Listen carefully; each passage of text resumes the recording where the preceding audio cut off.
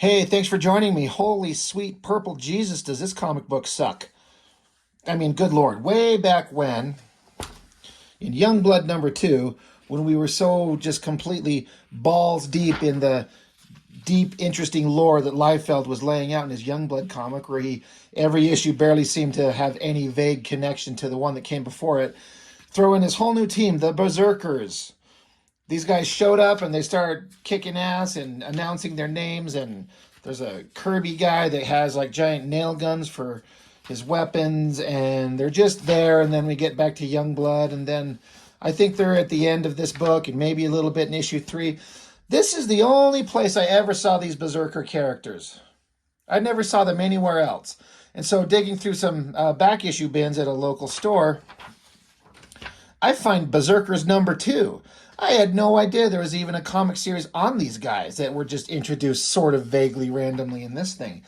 I had no idea. And then I just get to thinking about how many books did Liefeld put out that I don't even know existed. I know that his Extreme Studios was the one that was putting out the most books. He talked about this at length, I think, on his podcast, his Robservations nonsense, where Extreme Studios was putting out the most books next to, I think, Wildstorm, and their income was a big way of keeping Image Comics going and keeping a bunch of market share, as I understand it.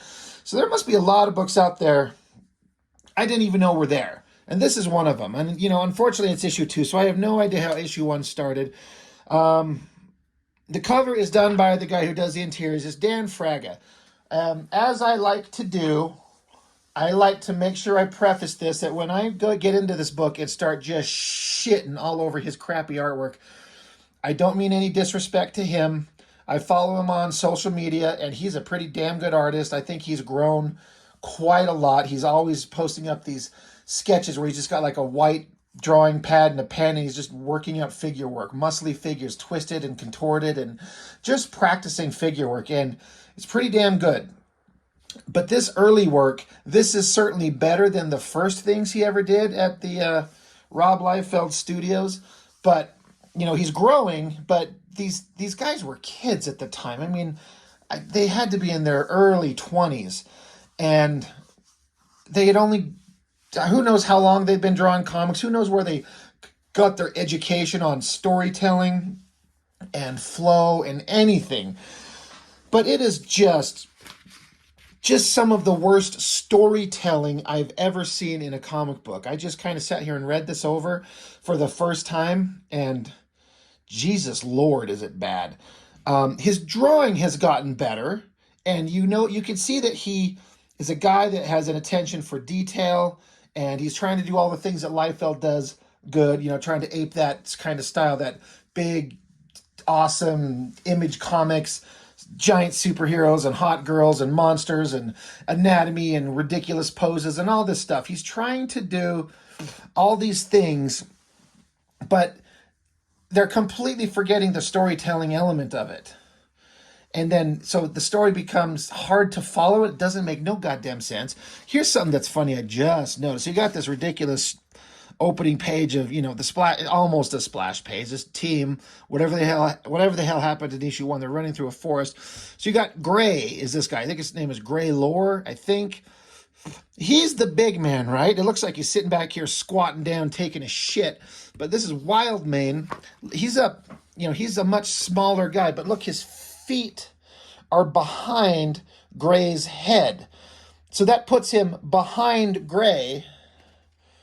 So either Wildmane is really fucking huge, or Greylord just looks big, but he's actually tiny. It's just terrible. But so writer Bo Smith, I've heard the name, but I don't really know anything about him. Fraga, we all know who he is with Extreme Studios. Inkers, they got some hella good inkers. Marlo Alquiza, Joe Weems, and Danny Miki. And this is printed in September of '95, so I believe this is some of the earliest work of these inkers, but there's some really solid inking going on in this stuff.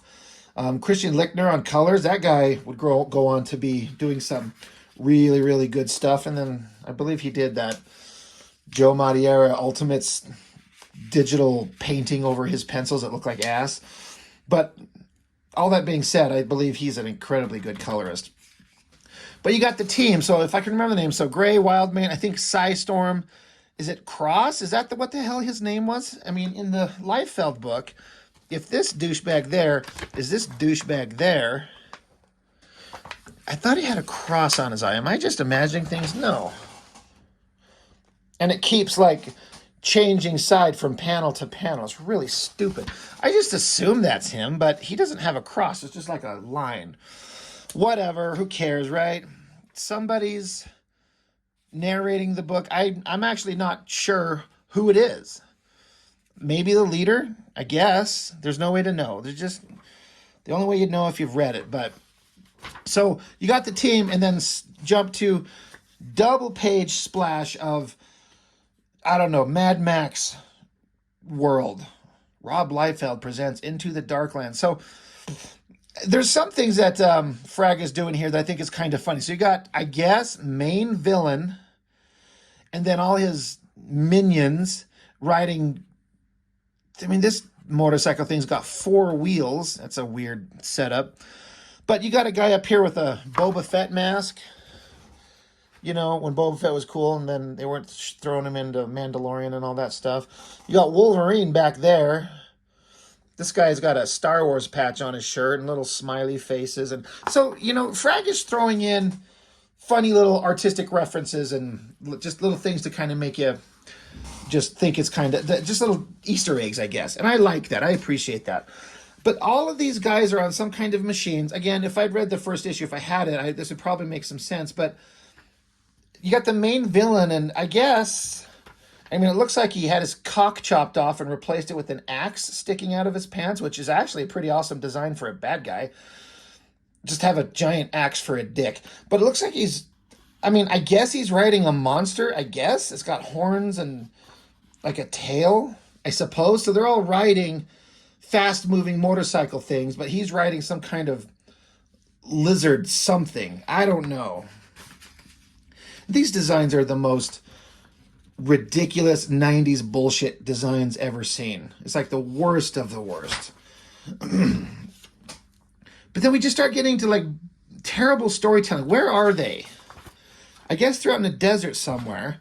These guys are out in a forest. Desert. And then I guess he's riding again in some kind of giant rhino-looking animal. It snorts. He says his name is Grunt. Yep, his animal's name is Grunt. So dumb. Yeah, there's an animal he's riding. Then you got Fragger doing some round panel, sort of round panel designs. These bad guys are like, well, this guy just got killed because he got in the way of the leader, so they chopped his head off. And so now they're fighting over his boots. And then you got, again, I guess Cross, the Battle Axe, right? I think that was her name. Didn't she shout out Battle Axe? Or for Battle Axe. Gray has finished him off. Good work, Gray, Psystorm. Okay, so Battle Axe. Wildmane. Where's the big strong guy? I mean, he's with him, right? Where's Psystorm? Where's she at? And who's this guy? He's not here. I mean, I'm looking. No, the 1, 2, 3, 4, 5. Who's this asshole? Whatever. This guy refers to someone as a dung eater. Okay, that's awesome.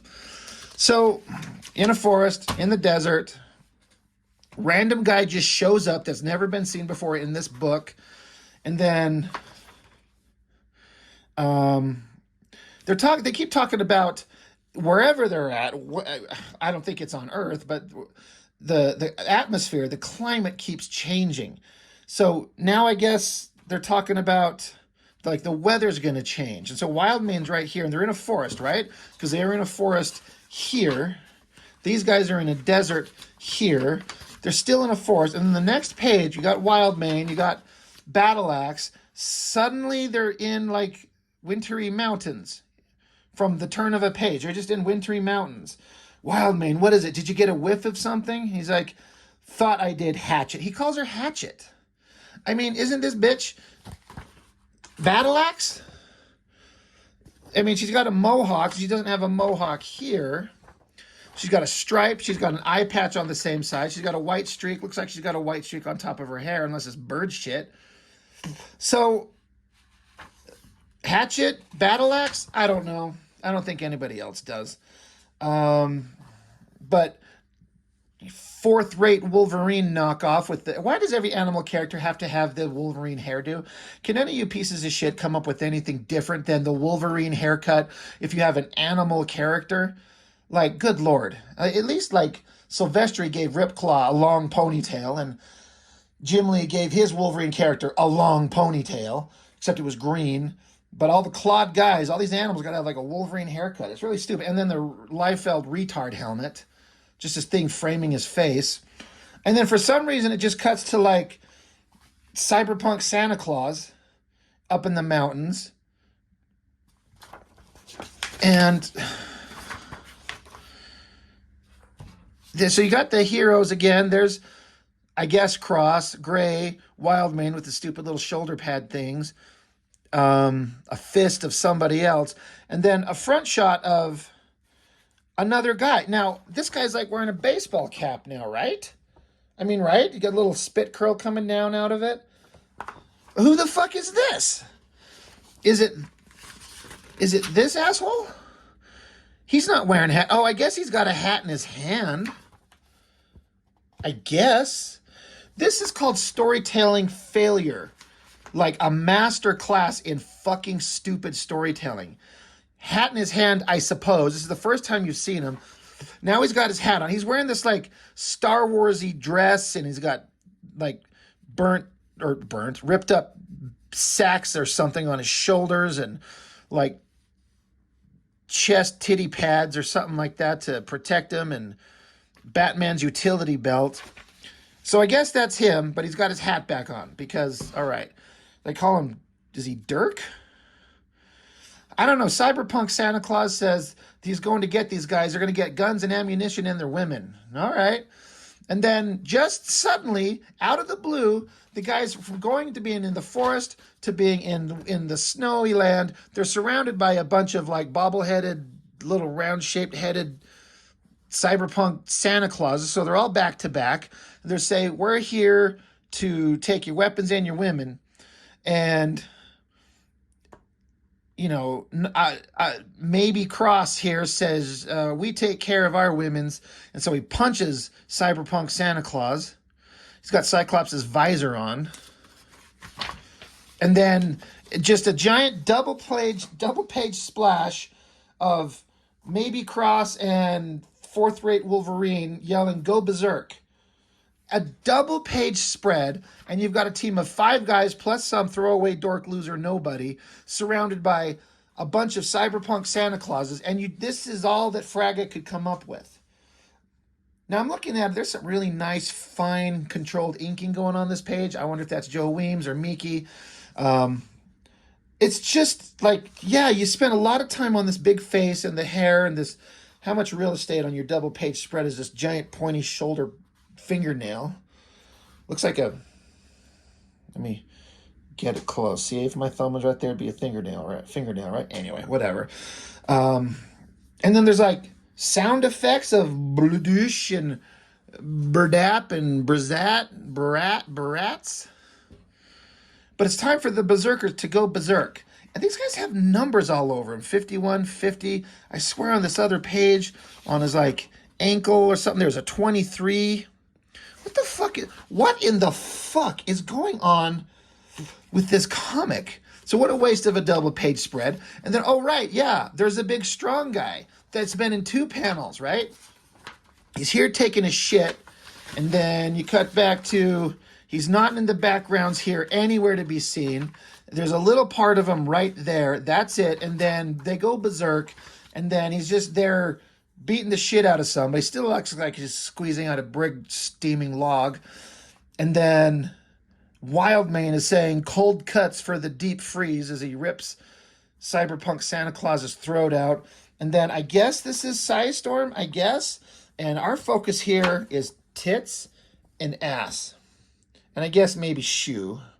Not her head. But we got to get those giant boobies in there. You got to get that big bulbous badonkadonk. She got a donk on her for sure, right? And then I guess she gets the cyberpunk Santa Clauses to come out of the snow, and then maybe Cross is, I guess, holding one of them, I guess, because he's like, let's finish this up, people. And there's a sound effect, crack. We've got to get going. So I guess after the double page spread of like, let's go, he's just standing there holding a guy and then snaps his neck and then drops him.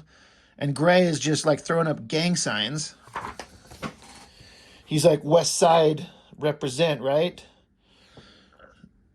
And where's the girls? Oh, there's one of them. She's saying, you can come out now, Mouse. The cats have all been declawed. No thanks to you. And then this guy, who the fuck is this? Who is this guy? He's like, oh, thank you, great warrior. Please accept these tokens of my appreciation. And bear in mind, you need not worry yourself over me. I can more than take care of myself. And so it took me a minute of like, what the fuck is he talking about? I'm like, oh, he's holding two tiny severed heads. He ripped a couple of heads off of cyberpunk Santa Clauses. They're so tiny, even once he hands them over to her, they look like those little tiny shrunken heads from Beetlejuice. This might be a good look for me. So who is this guy? Just out of nowhere. You didn't see him do anything. You didn't see rip anybody's heads off. I mean, you see Wildman cutting throats. You see Gray taking a shit, smashing the guys. You got two guys just like flexing, looking cool, punching. This guy is not that guy. Unless it is. He doesn't have a hat on. He's supposed to be wearing like a dick dress. But his dick dress, if this is him, it's not there. So I don't know who the fuck this guy is. Is that a foot? What is that? Is it like a part of a bug or something? But he hands, and oh yeah, look at this amazing axe that she's holding. It's like a lightsaber axe, and man, the time and effort put into that drawing is just fantastic. I have no idea what is going on. This is, like, I'm not joking when I say the storytelling is just atrocious. Now again, I'm going to say it. I don't need to. No one cares. I like Fraga. I like him today. I like his artwork. I think he's grown. He's tried. He was a young kid, handed a book, being paid lots of cash, and he's probably doing the best that he knew at the time. He's just a kid. When I was early 20s, I couldn't do any better than this. In fact, I was significantly worse at that age.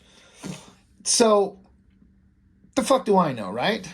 But then I guess baseball cap wearing guy that doesn't have a baseball cap anymore, and then is that maybe Cross and Gray, and so there's the characters, and then they're all staring at him, and he's staring at them, and he's pointing off into, I guess the snow ends, and then they're on a cliff, and now they're looking out at a desert. Meanwhile, the bad guys, who are mobile on like vehicles and animals, are trying to chase them down, and they can't catch up, but then now they're in the snow. They find some guy's frozen ass head with snot dripping out of the nose. They're just talking evil bad guy shit. We'll get them. All right. And then they're just staring at the desert. Who is this? Is that? Okay. Psystorm, Gray, Fourth Rate Wolverine, Hatchet, Battle Axe.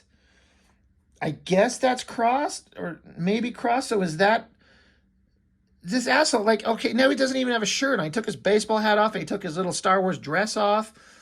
God damn it. What in the holy shit? He doesn't, like, he has a Batman utility belt on here, but now he's just got pouches. No, that's not Cross. That's Batman utility belt. There's his hat. I cannot keep this shit straight. Like, I am not stupid. I've been reading comics since I was 14 years old. But this shit is impossible. So I guess fourth rate Wolverine, he's sniffing something. He sees it, so he's flexing and gritting his teeth. And all right, everyone, get back to back. And then I guess maybe they're on Saturn. Sandworms, right? Another Beetlejuice thing. And then this guy, I guess maybe Cross. He says, shot is off. Sand spray. Damn. What does that mean? Hold on. Excuse me. Holy shit. Shot is off, like he's just shooting in the air. But sand spray? What does that mean? What's sand spray? What is throwing him off? I would really be interested to know what the script described is supposed to be happening on this splash page versus what was drawn. We got fourth rate Wolverine. Like, if you just hand this comic book to somebody who's never read, like they're vaguely familiar with comic book characters and they saw this, they'd be like, yeah, why is Wolverine in this comic? Where's Cyclops? Like, get rid of the stupid pointy hair. And another thing, he's got like human colored flesh. In these books, like a yellowish, disgusting. Like, let me get to the final page where he's naked. Like, see his sweet little ass cheeks? And he's got like 2 right feet, 2 left feet, and missing toes. But look at his skin tone. Okay, consistency is key. So now they're fighting giant sandworms, I guess. Hatchet, Battle Axe, whoever the fuck she is, she's saying they're as fast as they are as big. That's what a girl said about me one time. Everyone, full out. It's going to take a lot to bring these puppies down. So maybe Cross is just flexing his arm. Because they repeat this here. I think he thought this panel was awesome, so repeated it over here. Storm is trying to like mind wipe them or something, but I guess they don't have brains, so it doesn't work. And so then Gray just grabs onto one of these. Looks like he's wrestling his own giant dick. And then this is where they're supposed to be showing that he's just expressing how strong he is. He's taken down this creature, and he's gritting his teeth. He just looks like Badrock with a stupid, like, bike helmet on. But you can see that Fraga was like, oh, I'm going to draw a big, giant, muscly arm, and I'm going to render the shit out of it and get all this cross-hatching. We can do some underlighting. Great.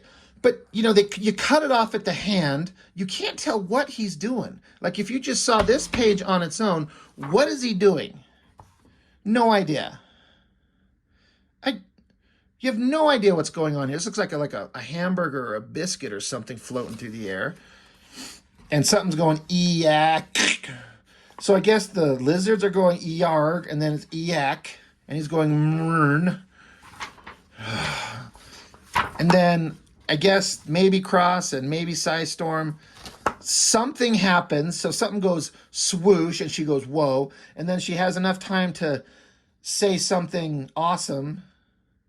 And then she says, sorry, buddy, I didn't think so. And then she gets knocked on her ass again, I guess. And then Gray's over here still going mrn. And lizard creature's going eok. And so you got to have Storm in a sexy-ass pose. And Hatchet Battle Axe girl, I feel like Fraga took this face from somewhere else. It's too good.